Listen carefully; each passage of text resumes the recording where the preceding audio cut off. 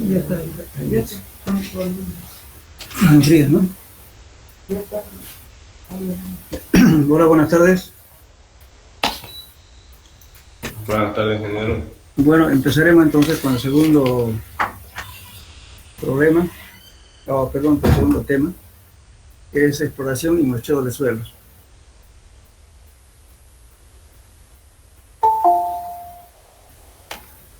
Bueno, inicialmente vamos a hablar lo siguiente, de la importancia que tiene en realidad hacer el muestreo de suelo y tomar muestras.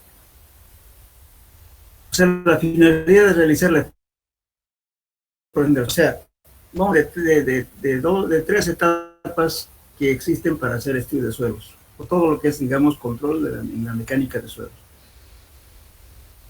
Normalmente los autores dicen, ¿no es cierto?, etapa preliminar y etapa definitiva, pero en realidad son tres.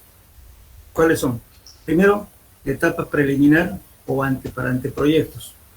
Segundo, la etapa, ¿no es cierto?, a diseño final. El otro es etapa constructiva.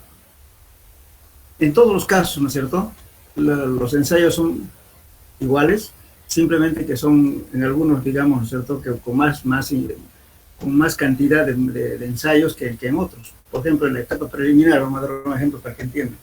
¿Qué significa etapa preliminar? Si estoy haciendo un diseño de una carretera, ¿qué busco? Primeramente, interesar y justificar, ¿no es cierto?, mi proyecto que voy a hacer. Normalmente, estos proyectos se han hecho con financiamiento externo o con financiamiento gubernamental. Si yo quiero hacer, digamos, en forma local, voy a interesar al gobierno y, bueno, voy a tener que hacer un proyecto. Eso se llama un proyecto preliminar o anteproyecto. Entonces, trazo por decir, estamos en una carretera, voy a trazar una carretera, aproximadamente por dónde va a ir, voy a hacer un estudio preliminar, un recorrido con el topógrafo, voy a hacer un diseño, digamos, ¿cierto?, valiéndome de las imágenes satelitales o fotografías aéreas, y después voy a recorrer justamente, ¿no es cierto?, con una brigada de topografía, con la brigada, digamos, de mecánica de suelos, en cual vamos a hacer ya sondeos para poder decir que en este lugar hay este tipo tales de suelos, más o menos va a haber tanto de volumen de movimiento de tierra, todo lo demás, en forma aproximada. Con ese anteproyecto justifico, ¿no es cierto?, mi diseño, y voy a buscar financiamiento para hacer el proyecto. Entonces el proyecto ya justamente va a ser ya financiado y también ya a diseño final, y esos valores que voy a hacer va a servir ¿para qué? Para poder licitar una obra y adjudicar la obra. Entonces en esta etapa, lógicamente ya convenciendo a las entidades que financian, entonces voy con la etapa preliminar, entonces ahí lógicamente no tiene que estar tampoco muy distante, digamos, de la realidad, porque si no, de repente en el estudio de suelos o la parte de topografía nos va a faltar dinero, entonces no voy a poder hacer mi diseño final. Entonces todo esto, los ensayos son, vuelvo a repetir, los mismos, simplemente con mayor intensidad, con mayor exactitud, todo lo demás.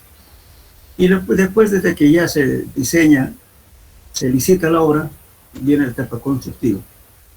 En la etapa constructiva, justamente va a haber un laboratorio de mecánica de suelos por parte de la empresa constructora, de la supervisión que hace de deudor, digamos, ¿no es cierto?, con los intereses de la entidad que financia la obra, y también va a haber la fiscalización, que son representantes de la empresa que hace hacer el trabajo. Bueno, entonces en la etapa ya definitiva, que es el diseño final, no tiene que estar en un trabajo bien hecho, porque si no, habría muchos cambios de órdenes, que se llama, que cambiar algunos ítems dentro de la construcción de la obra, porque el proyecto es como la Biblia, ¿no es cierto?, nos dice tal cosa, tal cosa, tal cosa, tal cosa. Si falló, bueno, hay que poner más plata para enmendar eso. En algunos casos, ¿no es cierto?, Si el diseño está mal hecho, va a faltar plata. Y luego, si falta plata, bueno, entonces, ¿qué va a pasar? Va a haber el caso de que no se termine la construcción, o le quitamos algunos ítems de la construcción. Podemos quitarle la señalización vertical, señalización horizontal, de repente si son calles, de repente no lo vamos a colocar los cordones, en fin. Entonces todo eso lleva justamente a una falla digamos, de tipo económico y técnico durante la construcción. Y en la etapa constructiva estamos verificando si es verdad o no es verdad lo que dice la empresa constructora, o si está bien el estudio que se ha hecho o no ha hecho, que faltó, si no existe ese material, lo que dice el proyecto. Entonces ahí cambios digamos, de órdenes que se llama.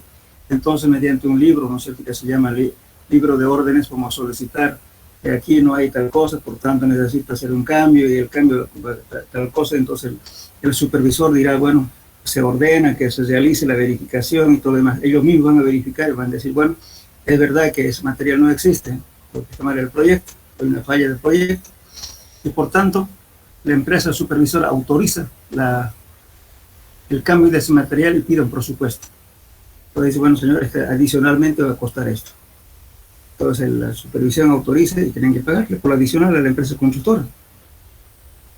Entonces, como ven, si hay ese tipo de fallas durante la exploración, estamos hablando de suelos, entonces va a haber tantas fallas, ¿no es cierto?, que al final no se va a terminar el proyecto completo como estaba previsto. Eso generalmente ocurre. En los barrios se van a identificar ustedes. La alcaldía a veces hace un sondeo cada 100 metros, eso está mal, debería ser por lo menos 3 sondeos.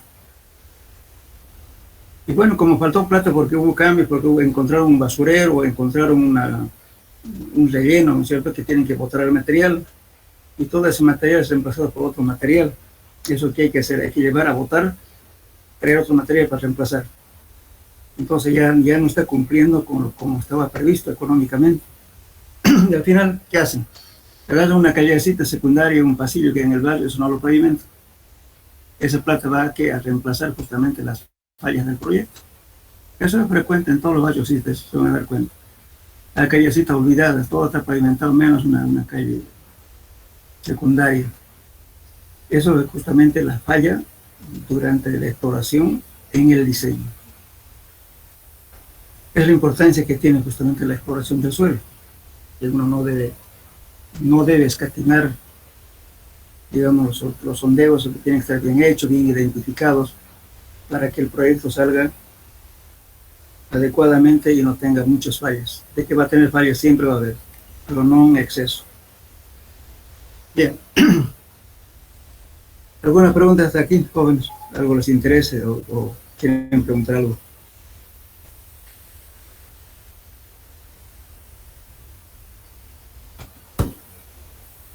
Hola, ¿me escuchan? Sí, ingeniero, se escucha. Muy bien. Ahora, bueno, si no tienen preguntas, continuamos. Entonces, de los muestreos que se hacen, el muestreo generalmente, ¿no es cierto?, tiene que tener mucho cuidado desde el principio, donde uno empieza a hacer la perforación por diferentes métodos que enseguida vamos a ver. En un supuesto caso, yo estoy haciendo un sondeo. Bueno, ¿qué es lo que tengo que determinar? Justamente la humedad del suelo, la densidad, el peso específico, bueno, todos los valores, ¿no es cierto?, como del suelo. Pero ¿qué tal si el técnico en campo, el suelo que sacó, lo expone al sol? La muestra va a llegar seco al laboratorio, y ahí hay un dato falso. O de repente, ¿no es cierto? Entonces la humedad tiene que tener relaciones, justamente si estamos haciendo CPT, tiene que tener relación con los números de golpes. El peso específico también tiene que tener relación con la humedad. Entonces de ahí empezamos a fallar, porque no se está haciendo un muestreo adecuado. Y si estamos haciendo una falla digamos, de obtener datos de campo, ya está fallando el estudio de suelos.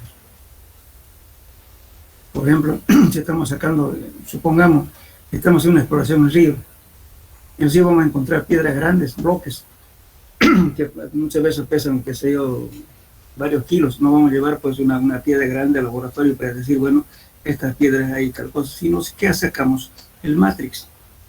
El matrix es el material fino que rellena a los espacios vacíos dejados por otras partículas más grandes. Aquí llevaremos el matrix, que puede ser grava con arena o arcilla. Eso es lo que va al laboratorio. Pero nos estamos olvidando justamente los elementos grandes, las piedras, bolones, qué sé yo, eso se queda en el río. Entonces resulta que el informe va a salir como si fuera arena con grava, pero no está diciendo qué material más ahí. Entonces ahí lo que tiene que hacer el técnico es hacer la descripción visual. Es decir, por ejemplo, en esta zona existe, ¿no es cierto?, el matrix de arena limoso, arcillosa, y con bloques, ¿no es cierto?, de tales tamaños, una proporción de tanto por ciento. Eso tiene que estar en el perfil geológico que uno hace en el campo. Esos detalles es importante. Hay muchas obras que se adjudican, después cuando van a construir, resulta que se encuentran no con arena, se encuentran piedras y arena. Entonces no es lo mismo perforar con piedras y arena que solamente arena. Entonces, ¿qué se hace? A veces se cinde contrato. Por eso ahora justamente en todas las obras piden que alguien vaya a ver el lugar para adjudicarse la obra. Algunas empresas hacen verificar los estudios para adjudicarse la obra. Porque hay muchas fallas a veces justamente en la parte de exploración. Bien, esos son los cuidados que hay que tener de los muestreos y en la exploración. El muestreo es fundamental. Y la descripción también visual, que tiene que hacer el técnico, también es fundamental. Porque tiene que hablar, como les repito, de los materiales grandes que hay que no se está llevando al laboratorio. De repente también hay palos, también hay que ponerle eso. Arena limosa, ¿no es cierto?, con presencia de rama o materia orgánica o piedras bolones con proporción de tanto y tanto. Entonces da una idea de que eso es piedras grandes. Entonces no es lo mismo trabajar, repito, en solo arenita que trabajar pues con piedra. Bien, eso sería. Ahora de los muestreos que estamos haciendo, ¿no es cierto?, nos va a permitir, ¿qué cosa? Clasificar el suelo, nos va a permitir determinar la granulometría, los límites de plasticidad, el porcentaje de humedad natural, ángulo de fusión interna, asentamientos, relaciones gravimétricas. ¿Qué son relaciones gravimétricas? Determinar la relación de vacíos, porosidad, peso específico del suelo, en fin, de todos los ensayos, ¿no es cierto?, que se tienen que hacer con suelos inalterados. También los muestreos pueden ser de muestras alteradas e inalteradas. Si queremos determinar un asentamiento por consolidación, por ejemplo, tenemos que tener una muestra inalterada. Si queremos ángulo de fusión interna, también tenemos que tener una muestra inalterada para someter justamente al ensayo de corte directo. En fin, entonces por eso es importante saber cuándo tomar muestras alteradas e inalteradas.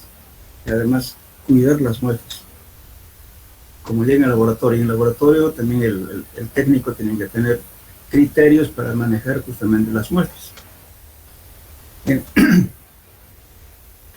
Entonces los métodos de exploración se pueden realizar en diferentes etapas, como decía hace rato, ¿cierto? Etapa preliminar, etapa definitiva y etapa constructiva. Entonces los ensayos que se realizan son estos. Podemos hacer los sondeos por diferentes métodos.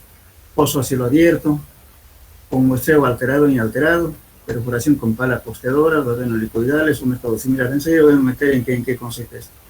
Después podemos hacer también por el método de muestras lavadas, método de penetración estándar CPT, método de penetración cónica CPT, perforación con boleo y gravas con barretas, barreno, etc. Métodos con tubos de pared delgada, métodos rotatorios con roca con triconos y corona de diamante, etc. Después también son los métodos directos, porque estamos mostrando objetivamente los métodos. Ahora, los métodos geofísicos son los métodos indirectos, que es el método sísmico, el método de resistencia eléctrica y el método magnético y gravitacional. Todos son métodos de sondeos. Bien, ahora vamos a determinar esto. Descripción de los sondeos. El primer caso es el sondeo más común y el más real, pero lamentablemente eso tiene también su limitación, porque no podemos hacer pozos muy profundos si tenemos agua llena, por ejemplo. Puede haber derrumbe, tendremos que entubar, o sea, colocar madera o planchas de metal y hacer travesaño para que no derrumbe, porque podemos dejar enterrado aquí un obrero. Pues va a depender del tipo de material, pero la mejor forma de observar la conformación estratigráfica del suelo es hacer un sondeo a cielo abierto. También llaman estos sondeos con pozos romanos, también se llama esto. ¿Ya? Bueno, estamos abriendo esto con herramienta común, con pala, pico y barretas o cavadoras. Pero es su limitante, no podemos hacer solamente una cierta profundidad. Bueno, cuando se hace este ensayo también se hace, podemos hacer también en forma escalonada. Si yo quiero profundizar y queda el peligro de que haya un derrumbe, entonces ¿qué hago? Hago una forma de escalera. Abro en diferentes, y hago más ancho arriba y voy cada vez haciendo más angosto en la parte central. Cosa que si alguna vez ocurre una falla y hay desplazamiento de este suelo, el obrero no quede tapado, que se muera adentro hasta que lo saquemos. Entonces eso hay que tener mucho cuidado. Bueno, entonces este tipo de sondeo nos permite determinar con exactitud la estratigrafía. Por ejemplo, acá de acá, pues estamos viendo objetivamente el cambio. De aquí a aquí estamos viendo otro, de aquí a acá otro, sucesivamente. Estamos viendo con mucha exactitud.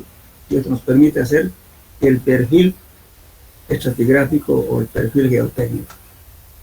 Bien, ahora también podemos sacar de este tipo de muestreos muestras alteradas y muestras inalteradas. Las muestras inalteradas significa de que voy a sacar un pequeño bloque haciendo un corte, ¿no es cierto? Y ese bloque vaya al laboratorio para que hagamos ensayos de consolidación, ensayo triaxial, de corte directo, ensayo de peso específico del suelo, relaciones gravimétricas, etcétera, para todos los ensayos que queremos saber tal como se encuentra el suelo en forma natural. Bueno, vamos a hablar ahora cómo se protege a una muestra inalterada si estamos en un bloque. Generalmente los bloques que se cortan son 30 por 30 o 20 por 20.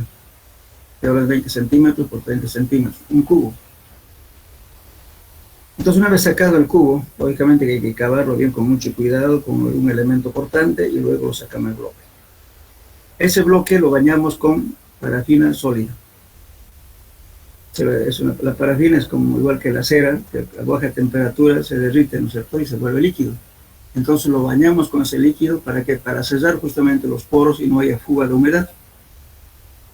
Y sobre eso colocamos una tela que sea de algodón y lo envolvemos y lo costuramos. Luego volvemos a echar otra vez una parafina, otra vez con la tela. Es decir, estamos formando una costra que proteja a la muestra para que llegue a su destino sin ninguna alteración. Entonces, una vez realizada esa operación, identificamos la muestra, lo ponemos de dónde es sacado, de qué lado la muestra, las progresivas, todos los datos necesarios para que sea bien identificada la muestra. Y esa muestra hecha así, se coloca en una caja, previamente se coloca en la caja una cama de acerrín húmedo. Si no tienen acerrín, bueno, pueden utilizar chela de arroz si estamos en Oriente. Y sobre eso se coloca esta muestra preparada de esa forma, y luego se le rellena igual con el mismo material y se lo clava con unas tablas para que proteja. Y no conviene envasar en cartón, porque el cartón lo puede aplastar cualquier carga, porque no hay que olvidarse que esto a veces se lleva en camión, a veces se lleva en aviones, tiene largas distancias. Entonces, si le ponemos una caja de madera, es bastante resistente, y por más que lo vuelquen de cualquier lado, como está protegido por acerrín, entonces no se altera. Toda esta muestra llega al laboratorio y bueno, el laboratorista va a sacar muestras, un pedazo cada vez que necesite para diferentes ensayos que tiene que realizar.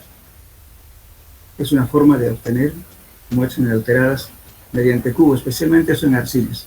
Si queremos sacar muestras inalteradas en suelos, digamos, de suelo arcilloso con grava o otro tipo de suelos, también podemos hacer esta forma. Supongamos que tengo un suelo arcilloso con grava, entonces va a ser muy difícil que corte así una cosa, ¿no? Un cubito perfecto. Entonces, ¿qué hago? Me puedo dar cualquier forma de esto y luego coloco una caja abierta encima y lo relleno con arena y luego lo clavo con madera. y luego un corte aquí, y ya lo vuelco y tengo la muestra inalterada. Eso me permite llegar al laboratorio y hacer todos los ensayos correspondientes. Bien, eso sería mediante el método de cielo abierto. Ahora, este mismo asunto, fíjense acá, aquí está en una sección visto en planta. Aquí están entibando. ¿Qué es entibado? Colocar maderas, ¿no es cierto? O planchas metálicas y con un travesaño para que no se derrumbe esta excavación que uno hace. También lo podemos hacer en forma escalonada también. Hacerle, como decía, ¿no es cierto?, en forma de gradas en ambos extremos y al centro hacer un poco más angosto para que si alguna vez falla el talud de ese material, no impide a la gente que está trabajando aquí. Y también podemos hacer muestreos con tubos de pared delgada, muestras inalteradas. Entonces, para eso utilizamos este equipo. Vamos a adelantarnos un poco.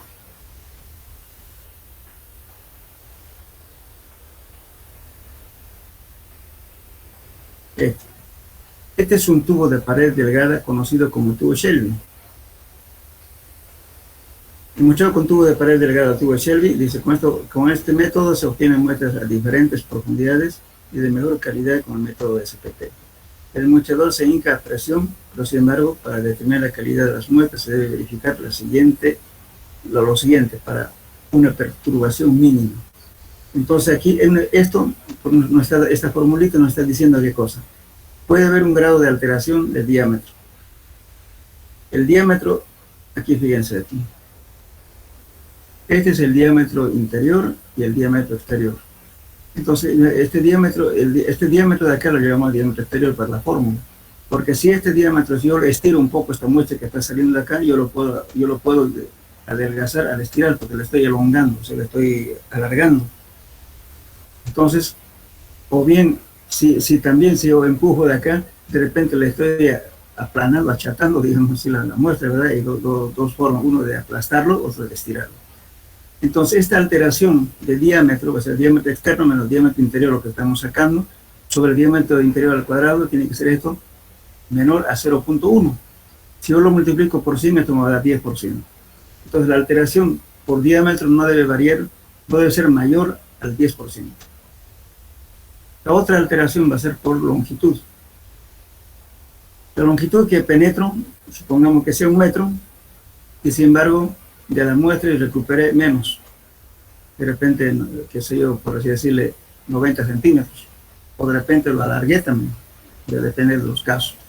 Entonces uno puede achacarse, porque si lo empujo con un pistón para sacar del tubo, lo voy a aplastar. Y si estiro, lo voy a alargar. Entonces hay dos posibilidades de hacer esto. Entonces esta longitud recuperada solamente se admite el 2%.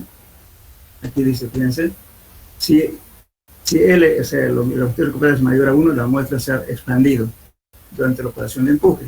Si L sub R es menor a 1, que la muestra se ha comprimido probablemente debido a la fricción del tubo. Lo ideal es que la longitud recuperada es igual a 1, pero se admite el 0.98 o 1.02. ¿Qué quiere decir esto? Solamente el 2% de achicamiento o de alargamiento. Si no cumple esas condiciones, entonces la muestra se considera alterada. Por tanto, hay que volver a tomar muestra. Hay que repetir el ensayo. Ese cuidado hay que tener cuando se obtienen muestras inalteradas a diferentes profundidades. Lo mismo aquí que me olvidaba decir. Supongamos que estamos en un lugar donde hay agua. Y este es arcilla. Entonces, si esto lo voy a hincar, lo voy a penetrar en el suelo, entonces lógicamente va a entrar agua, o sea, el suelo con agua. Y el agua lógicamente va a ir por el tubo, porque el tubo puede ser de varios metros. Entonces el agua va a penetrar por el tubo. Entonces este mostrador tiene aquí una rosca que enrosca el mostrador en sí, y esta se llama cabezal. Entonces rosca el cabezal, y el cabezal tiene aquí una pequeña válvula de metal, una bola y un resorte. Entonces Entonces, cuando la muestra está entrando, que hay presión de agua, entonces esto se abre y deja que el agua pase para arriba, para arriba. Y cuando estoy arrancando este muestreador, resulta que el empuje del agua va a querer bajar. Entonces, en ese caso, esta válvula se cierra. Al cerrarse, obliga a que el agua salga por un orificio que tiene en la parte lateral. Entonces, el empuje del agua ya no ejerce sobre la muestra, porque si no, la muestra se va a quedar en el hueco. Por lo que hay que tratar de recuperar eso. Previamente, antes de hincar todo esto, siempre se coloca un pequeño, como puede decir, se impregna de vaselina sólida en las paredes del tubo. ¿Eso para qué? Para que la muestra que estamos metiendo, ¿no es cierto?, no se pegue tan fuerte que después no podamos sacar la muestra. Y además, si en caso la muestra es muy dura y le metemos con mucha presión, no lo vamos a poder sacar la muestra. Por eso, el muestreo de muestras inalteradas no sirve para suelos muy rígidos, porque una vez que clavemos este tubo, no lo sacamos de la muestra, vamos a tener que cortarlo. Entonces tiene sus limitantes también esto, ¿ya?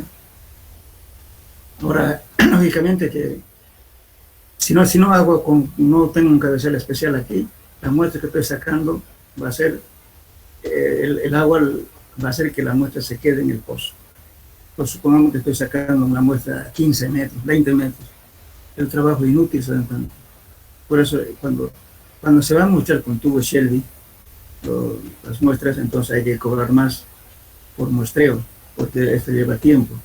Hay que sacar la herramienta de perforación, después meter esta herramienta ahí. Además, cuando se mete esta muestra al suelo, hay que esperar que interaccione el suelo con el tubo. Hay que esperar por unos 15 minutos para que interaccione y la muestra se pegue, porque si no, si lo metes rápido y lo sacas rápido, se queda la muestra. Y rara vez sale. Entonces hay que esperar que se prenda, en una palabra, ¿no? Y le ponen un poco de vaselina para que no se prenda demasiado tampoco, porque si no, no vamos a poder recuperar la muestra.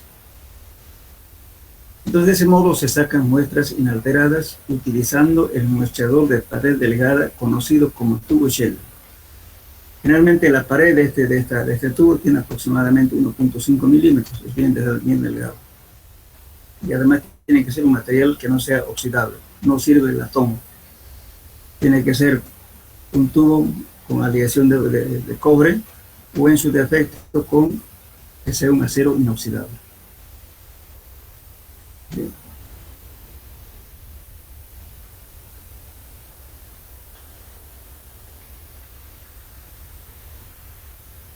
Bueno, después tenemos otro método. Lógicamente, en este caso podemos utilizar herramienta que nos permite, digamos, sin hacer este hueco tan grande, sino el menor diámetro, que son la perforación con posteadora, con barrenos helicoidales o métodos similares. Pues este método del suelo es alterado completamente, pero es fácil su utilización. Además, podemos obtener muestras de diferentes profundidades, transformándose en un método de apoyo para los ensayos del SP y CPT y Vantes. Vantes in situ. Vantes también se llama Torbane o la veleta. Tiene tres nombres: Vantes, Torbane o veleta. Esto en el campo hace un ensayo de corte. Ya, entonces, la desventaja de este método es que la muestra extraída es alterada.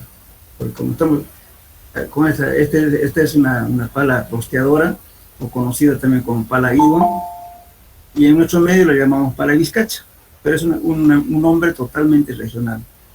Ustedes van a usar pala vizcacha, en su informe, abajito pongan un asterisco, ¿no es cierto? Y ponen vizcacha significa pala posteadora, para que la gente entienda, porque ustedes van al argentino, no lo van a entender que es pala vizcacha. Allá, pero es más conocida por pala Iwan internacionalmente, o posteadora. Es esta. También tenemos barrenos que son helicoidales, que este es un barreno helicoidal. Fíjense, hay dos tipos de helicoides. Este es como una lámina de metal afilado. Cuando vamos girando esto, igualmente tiene aquí las barras de extensión y la manivela. Igualmente esto.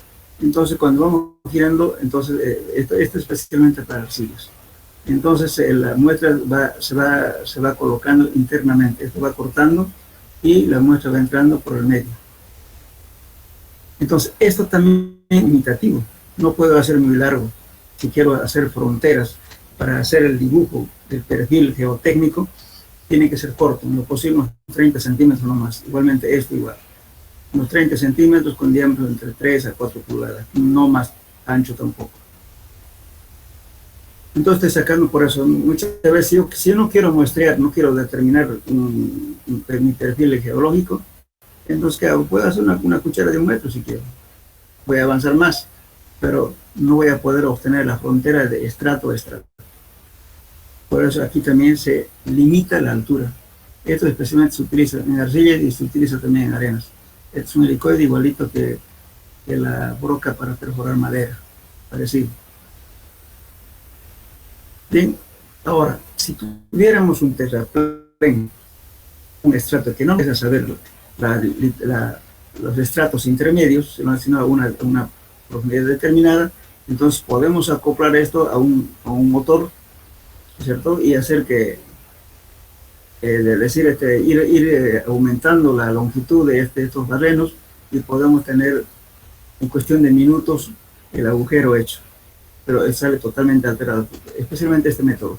Aquí no sé si conocen ustedes lo que llamamos el chimango, que utilizan la, estas espiras para levantar granos en los hilos, qué sé yo, y también los tractores para hacer agujeros, ¿no? Parecidos. Nosotros podemos acoplar y tener de varios metros, entonces vamos metiendo con un equipo, en cuestión de segundos va sacando, y bonito que perforar la madera, pero está saliendo totalmente alterado. Llegamos a la profundidad de sal, sacamos la herramienta y utilizamos otro muestreador para sacar ya muestra genuina del lugar. Eso facilita la velocidad, digamos, de sondeos. Bien. También estas herramientas se utilizan sísmica también. O sea, si vamos a un ensayo sísmico, tenemos que hacer agujeros. El agujero lo que hacemos es meter, ¿qué cosa? Un explosivo. Mediante un detonador hacemos que explosione. Enseguida vamos a explicar eso. Entonces, para eso también se utiliza como motor, agarran 2 personas con un motor y hacen un agujero en cuestión de minutos. Bien. Después, también tenemos muestreadores de este tipo. Por ejemplo, aquí fíjense, este se utiliza para la arena. Imagínense, estoy trabajando con agua y tengo arena. Es difícil que saque muestra con un tubo. Tengo que darme la forma de hacer eso. A veces tenemos una membrana, ¿no es cierto? Tipo caracol, que se saca acá y se ensosca. Entonces, cuando entra la muestra, ¿no es cierto? Acá se abre y permite que la arena se deposite aquí. Y cuando quiero arrancar esto, entonces se cierra esa membrana y queda la muestra atrapada adentro. Puedo sacar ese material. También se hace con compuertas. Este es un tipo de compuerta. Aquí se coloca como lo puede decir, una bisagrita pequeña, ¿cierto? Entonces esta cosita funciona como una pequeña bisagra. Entonces acá llega aquí un anillo, ¿cierto? Y una especie de tapita acá. Entonces estoy sondeando con esto, ya sea penetrando, ya sea a golpes o llenando también, digamos, a rotación. Entonces la muestra ingresa aquí y cuando quiera sacar se cierra la puerta y queda la muestra aquí adentro. Ahora también en este caso, ¿no es cierto? Se utiliza un cabezal a rosca y también tiene un orificio para poder salir, para que el agua no empuje demasiado hacia abajo. También aquí tenemos una trampa, especialmente esto se saca para arcillas, para cortar arcillas y que la arcilla entre aquí y quede dentro de las muestras. O sea, hay varias formas, digamos, de muestrear. El objetivo es sacar muestras. Con la menor alteración, mejor.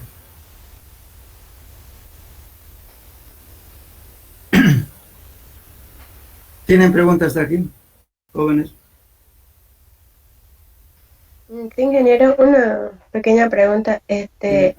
Para estos estudios es necesario Bueno, en sí mi pregunta es ¿cuántas muestras se tendría que sacar para tomar eso del terreno, digamos, ese estudio del terreno, para decir si el terreno es demasiado grande?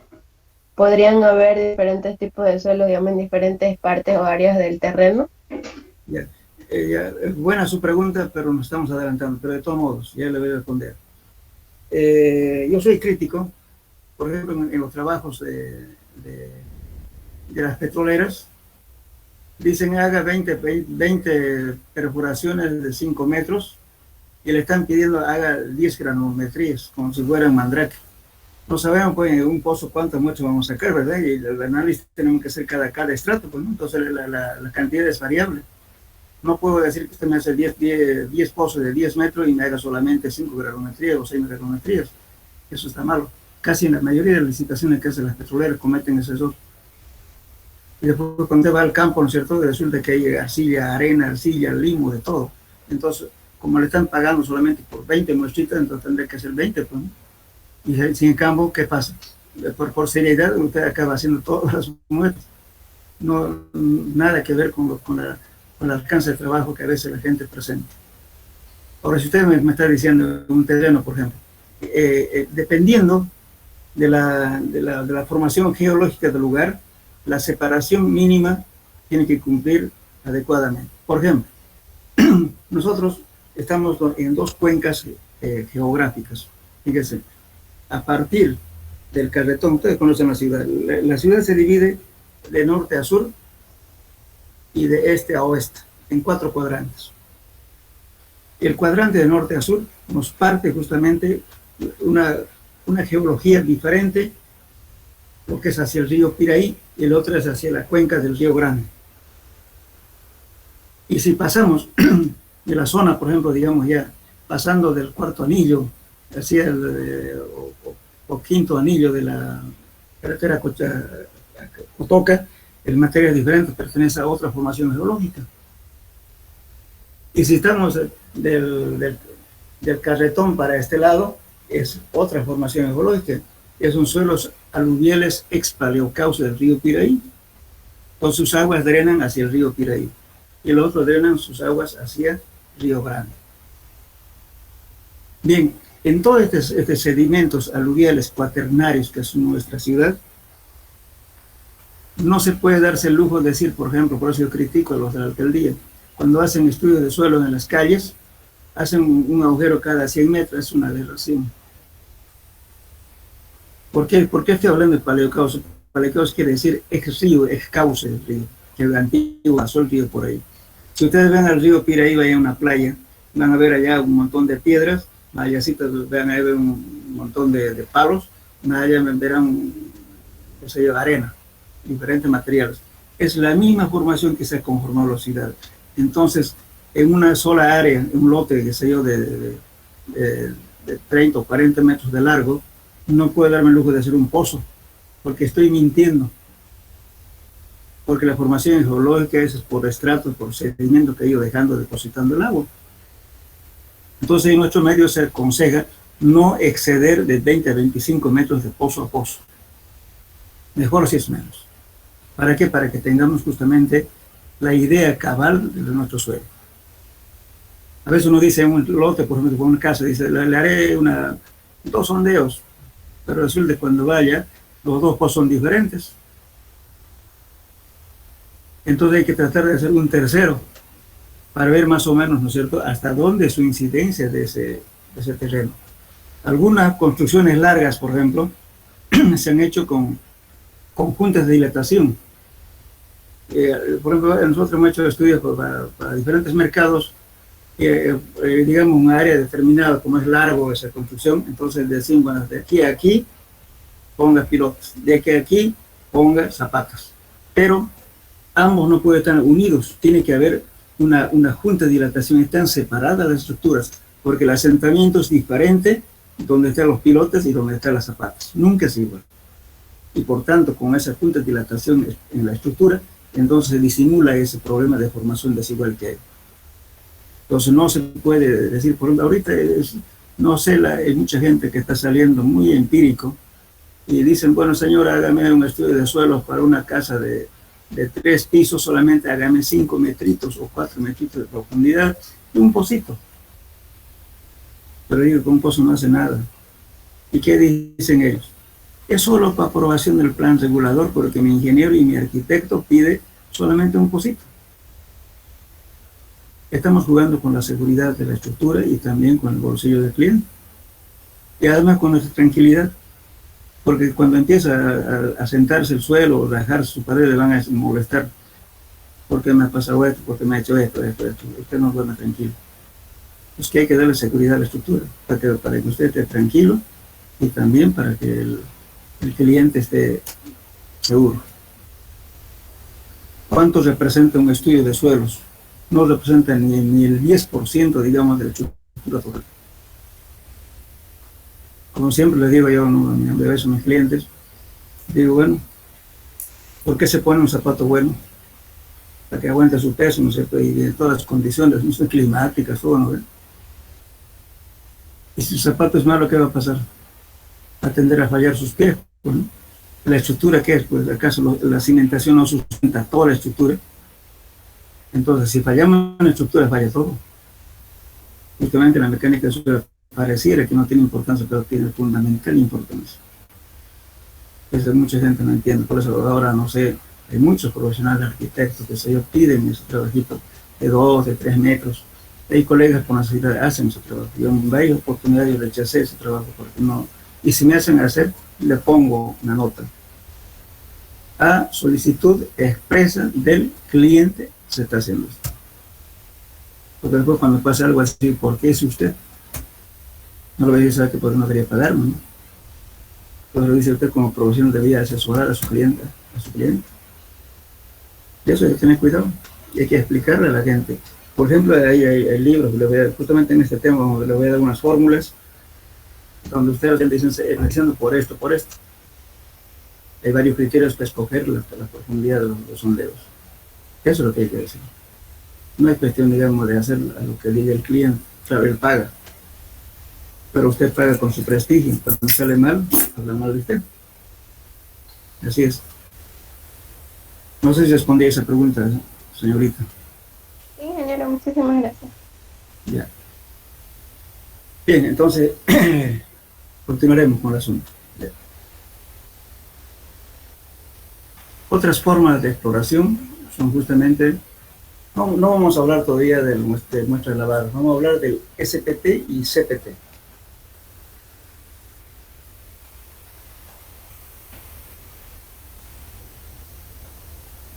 Ya. ¿Qué quiere decir, por ejemplo, SPT? Standard Penetration Tester. Y CPT quiere decir Cone Penetration Tester, o sea, penetración cónica. Y esta penetración quiere decir, también se llama ensayo normal, o también llamado Standard Penetration Tester, en español. Bueno, es el método más divulgado en nuestro medio porque se adecua a nuestra región, no porque sea el mejor, sino porque este ensayo de CPT, si está bien hecho, da buenos resultados, porque tenemos nosotros una zona donde tenemos suelos estratificados. ¿Qué quiere decir eso? Están formadas por estratos, ¿no es cierto?, que son arena, limo, arcilla, piedra, etc. Entonces, si metemos un cono, ¿cierto?, este cono va a funcionar ¿en qué suelos? En suelos que sean relativamente blandos, que no tengan gravas, que no tengan piedras, etc. Funciona bien y nos va a dar unos datos muy buenos. Pero si encontré con piedra, el cono ya no entra porque el cono tiene una puntita y la punta no se va a clavar en la piedra, ¿verdad? Entonces ya no da un dato falso. Ahí acabó la historia del CPT. En cambio el SPT, bueno, pasamos a golpes, por último, rompemos las cosas con cono, con lo que sea, a veces rompemos con cincel las piedras y atravesamos, ¿sí? Porque el mantenimiento mismo, ¿no es cierto?, de este ensayo no es tan caro como hacer el del CPT. Por ejemplo, si tenemos una penetración cónica, con carga estática, mediante un gato hidráulico que le penetramos, bueno, si se afinó la parte mecánica, un sensor, no lo fabricamos acá, pues tenemos que esperar que nos traigan del país que hemos comprado el equipo. Eso lleva mucho tiempo. En cambio, esto lo arreglamos con un tornero. en nuestro medio. Lógicamente, siempre midiéndolo, ¿cierto? La medida de la herramienta que uno tiene que emplear. Bien, entonces luego bueno, este método vamos a hablar ahora del SPT primeramente. El SPT consiste en qué? En tener esta barra que ven aquí, eso se llama tubo guía. Esta cosa de aquí se llama el cabezal del tubo guía. Aquí viene, ¿no es cierto?, solidario a este tubo, y aquí esta barra de acá más delgada está enroscada acá. Y estas son barras de extensión, porque tiene así un agujero con barras a diferentes profundidades. Este se llama martillo o martinete, que pesa 63.5 kilos o 65 kilos. Este está levantado pues, ya sea manualmente o también mecánicamente. Aquí estamos levantando con un pequeño motor hasta la altura requerida. Entonces este martillo se levanta y se deja caer en caída libre para que golpee este cabezal, y el muestreador, que es este, que se llama cuchara Terzaghi o cuchara estandarizada, entonces esto se va a clavar en el suelo. Entonces vamos a contar el número de golpes para penetrar justamente 15, 15, 15, 15, o sea, 60 centímetros. Los 30 primeros que se perforó, que se penetró, se desecha y tomamos en cuenta los 30 últimos. Eso generalmente, si estamos usando, si que tenemos nivel de agua, necesariamente la penetración tiene que ser 60 centímetros. 30 se desecha, pero se anota también, ¿no? Porque vamos a ver algunas fórmulas que se apliquen justamente los 30 primeros de 30 segundos. Entonces, por naturaleza, se anota igualmente los 30 primeros y los 30 últimos. Pero en nuestro cálculo vamos a adoptar los 30 últimos. Ahora, si tuviéramos un suelo que no tiene agua, entonces podemos hacer los golpes, desechamos los 15 primeros y tomamos en cuenta los 30 últimos. Entonces ahí estamos penetrando solamente 45 centímetros. Entonces 15 se desecha y 30 se toma en cuenta para todo nuestro cálculo. Bueno, entonces, una vez, vamos a contar, decía, ¿no es cierto? Aquí ponemos una marca y de 15, 15, 15, y luego vamos a contar la cantidad de golpes que es necesario para penetrar esos 15 centímetros.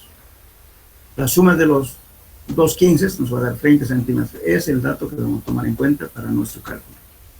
Entonces hay unas correcciones también que se hace en este método. Las correcciones que se hace para el número de golpes obtenidos en el campo, se hace la corrección por eficiencia del martillo, por la cuerda, por el diámetro del orificio, por la longitud del varillaje y la presencia de agua en suelos granulares. Todo eso hace una corrección. Entonces, supongamos que usted tiene 50 golpes, posiblemente con su corrección va a llegar a 20, 25 o 30, dependiendo de la corrección que se haga. Entonces, ese es el valor que va a tomar el corregido.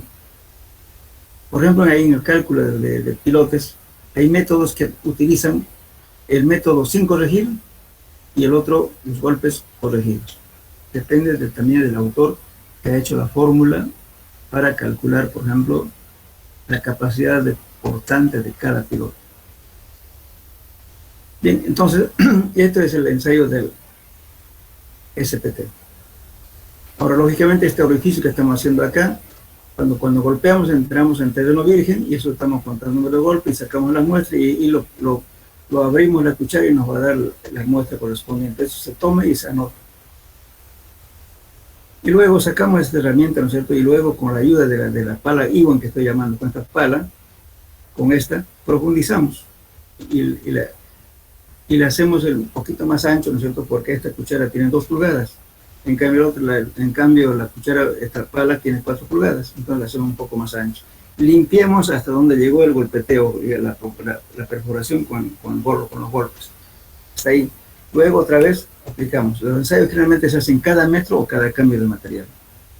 Con eso vamos a entrar a otras fórmulas, tablas, abaco, etcétera, para calcular la capacidad, o sea, la tensión admisible del suelo, después la amortiguación interna, el módulo de Young, el módulo de elasticidad, en fin, hay varias tablas que correlacionan justamente con los ensayos del SPT. Bien, entonces eso sería el muestreo con SPT. Ahora yo les voy a hacer las preguntas justamente como investigación, cuando yo le voy a apuntar al cuestionario, por ejemplo, la corrección del número de golpes del SPT. ¿Cuáles son las correcciones que hay que hacer y en qué casos? Eso no está en el texto, por si acaso. Me voy a colocar, pero lo van a complementar eso, por favor. Ya. ¿Está claro hasta aquí el SPT?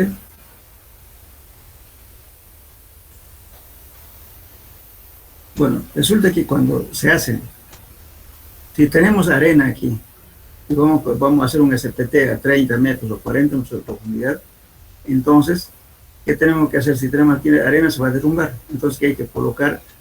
Un ADM, que se llama, o también se llama casing, una camisa. Se coloca una camisa a unos 6 o 7 metros de profundidad para que no haya derrumbe de la parte superior, que es si es que se nos suelta. Bueno, entonces, si queremos profundizar y presencia de agua, entonces vamos a combinar dos métodos: rotación y método dinámico, que lo hacemos a golpes, que es el SPT.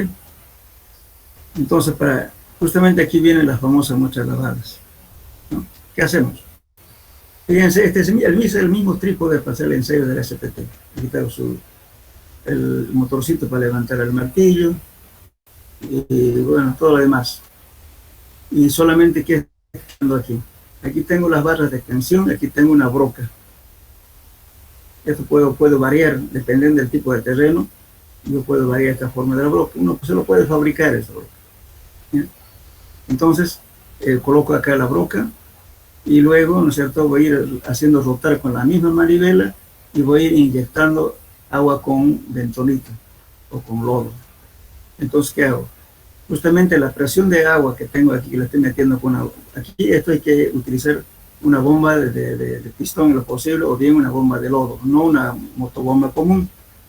Si utiliza una motobomba común, lo va a arruinar su bomba en menos de 15 minutos. ¿Por qué? Porque estamos trabajando con sedimentos. Entonces la bomba, digamos, de aquí de lodo, en lo posible, tiene que ser especial para botar lodo. No una motobomba común, sino la motobomba no le aguanta.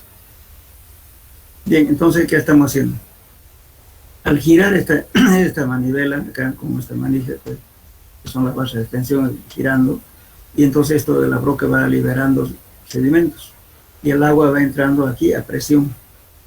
Entonces aquí sale, lógicamente, la presión, aquí también el agua, estos agujeros que vienen aquí, cuando estamos trabajando con esto, no tiene que ser un chiflón. ¿Saben qué es chiflón? Hola. Hola, hola. ¿Me escuchan? Sí, ingeniero. Sí, ingeniero, se escucha. Sí, ¿Qué entienden por chiflón? Los que no entienden, me preguntan, por favor. Supongamos, yo tengo un tubo de 1 pulgada, ¿no es cierto? Y para que me entre con presión, tiene un agujero al medio. ¿qué es chiflón? Es el chiflón, ¿verdad? Le está dando un chisquetazo, digamos así, ¿verdad? Y si ese chisquetazo que le estoy metiendo con esta bomba, si le pongo aquí en la parte central, ¿qué me está ocurriendo? Si es arena, me va a causar una remoción muy profunda. Entonces, cuando yo meta ya el método, digamos, dinámico para golpear con el SPT, ya el suelo está alterado. Entonces, el chiflón no tiene que ser directo, sino tiene que ser con un ángulo inclinado, no directo. Entonces me va a producir la remoción, pero no me está alterando en profundidad. Entonces eso es lo que hay que cuidar, de que las brocas no tengan un chiflón directo, sino con un ángulo. Hay mucha gente que hace eso, tienen errores de ese tipo, pero siempre aquí no tiene que ser en la central. Imagínense, usted está metiendo presión de agua, un chisquetazo fuerte que lo va a remover, esto si es arena, profundo. Entonces va a golpear en un terreno alterado.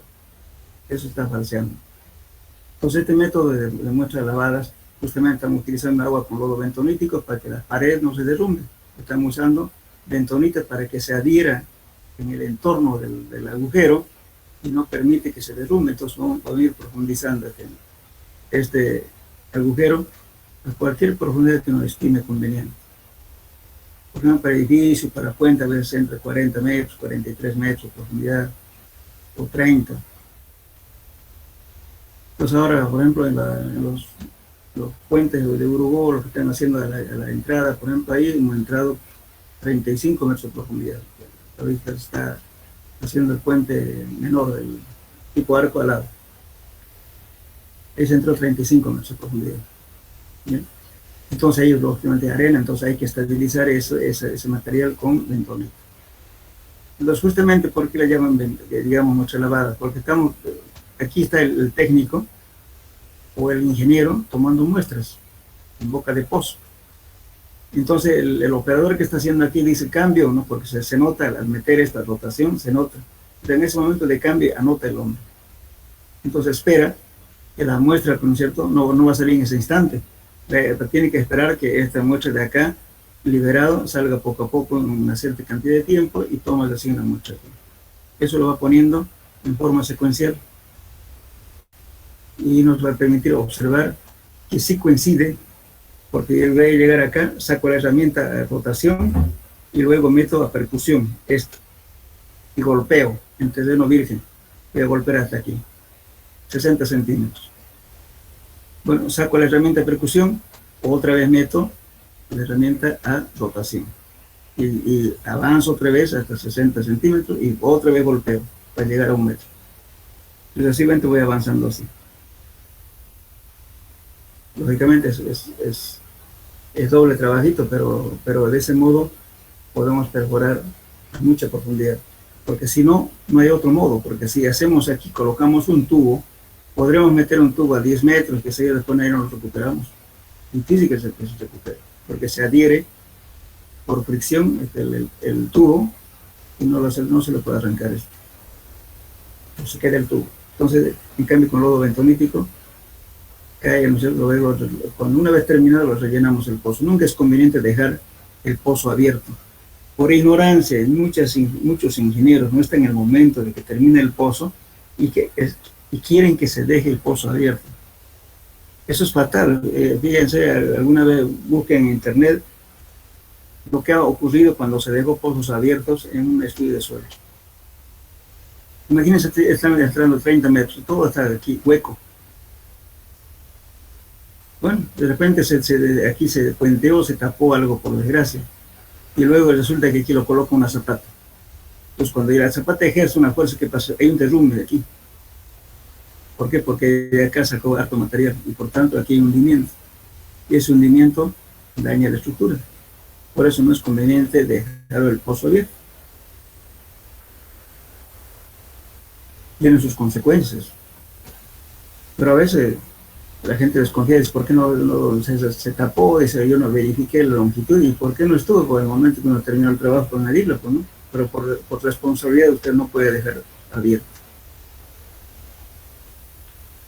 Bien, entonces repito, ¿no es cierto? Entonces estamos aquí utilizando un método combinado de perforación y rotación con el ensayo de CPT y el ensayo dinámico.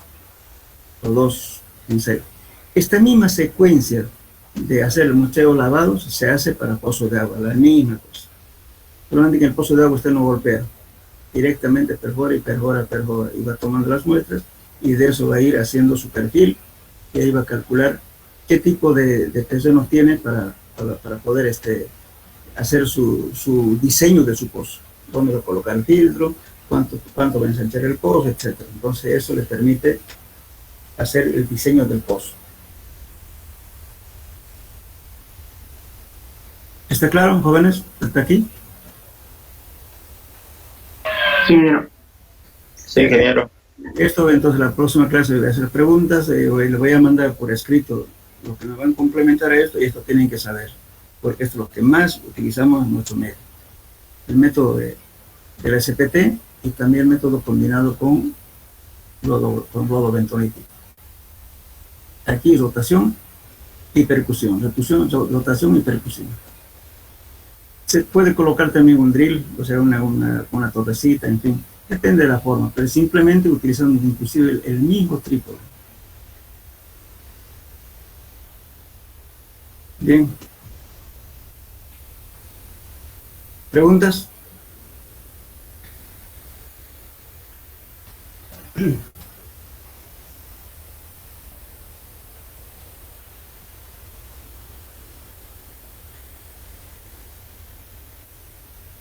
¿Alguna pregunta más, jóvenes? No hay preguntas. No, ingeniero. Ya.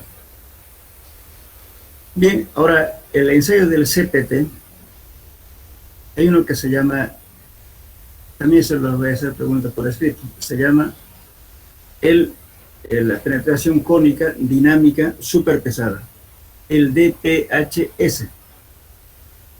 El DPHS utiliza un cono grande, utilizando la misma herramienta del SPT, solamente que los golpes son continuos. Entonces, lógicamente, ese método del DPHS no saca muestras, entonces hay que hacer paralelamente un agujero para poder ir muestreando, ¿cierto? O bien, paralelamente vamos limpiando el hueco que va haciendo el cono y luego vamos golpeando para sacar las muestras, porque ustedes saben que la arena puede estar compacta, puede estar blanda, en fin, en diferentes condiciones, igual la arcilla, entonces no nos da una pauta exacta. Entonces, hay que ir paralelamente y eso nos va a permitir graficar, ¿no es cierto?, la resistencia por punta versus profundidad. Y podemos determinar las tensiones en cada centímetro, si quieren. Pero resulta que los números de golpes obtenidos con el cono superpesado, con el DPHS, hay que convertirlo al equivalente del SPT. No sé si me doy cuenta, yo por ejemplo, con CPT tengo 10 golpes, pero tengo que convertir esos 10 golpes al equivalente al SPT. Seguramente van a dar 8, 7, dependiendo de qué forma estoy empleando para poder convertirlo, el valor del golpe del cono al SPT. Eso. Entonces, tenemos, ahora actualmente casi los españoles siempre piden la dedicación con DPHS porque utilizan bastante en España. Entonces, y es lo único que hay que cambiar, en vez de que sea el muestreador, en este caso el penetrómetro, como es cilindro, utilizamos un cono grande. Los otros conos son más pequeños, que después vamos a ver en detalle esto. Bien, entonces, repito, el método dinámico DPHS utiliza las mismas herramientas del SPT. El martillo, la barra, todo lo mismo, solamente que los golpes son continuos y lógicamente paralelamente hay que ir limpiando, ¿no es cierto? Usted penetra tanto y limpiar, o hacer una penetración, porque después ¿qué va a pasar? Cuando ya es muy profundo, usted ya no lo puede arrancar entonces necesariamente necesita hacer limpieza en el hueco, ¿no es cierto?, para que el cono siga avanzando a golpes abajo.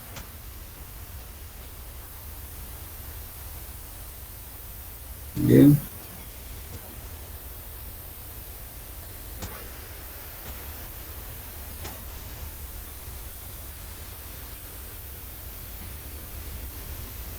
Bueno, dejaremos acá esta clase y vamos a entrar otro día a los métodos del cono en la próxima clase y también el método con barrenos y helicoides.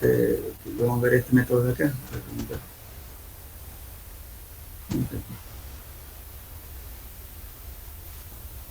Estos métodos son, ¿no?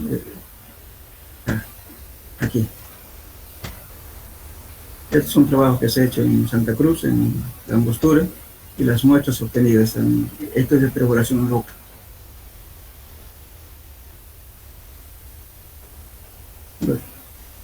Digamos que jóvenes, por favor vayan ya leyendo ustedes. La corrección, anótenlo, vayan avanzando con el tema, que aquí tienen tiempito. Las correcciones que se deben realizar en el ensayo de SPT. ¿Lo anotaron? Las correcciones que se deben realizar en el ensayo de penetración estándar o el SPT. también llaman a otros penetración normal, también llaman. Siempre es conveniente que utilicen libros que sean, digamos, ¿no es cierto?, un libro mexicano, un libro argentino, un libro brasilero, etc. No un solo libro. Y entonces algunos varían un poco su criterio de corrección, por eso digo. Y el equipo que nosotros ya utilizamos aquí es el ensayo del SPT tipo Donut, por si acaso. ¿Ya? Busquen para eso. ¿Cuáles son las correcciones que van a hacer? Bueno, quedaremos aquí, jóvenes, ¿sí? Todo ingeniero. Luego. Hasta luego, ingeniero. Hasta luego, ingeniero. Todo ingeniero. Luego. Hasta luego, ingeniero. Luego. Todo ingeniero. Hasta luego, Hasta ingeniero. luego.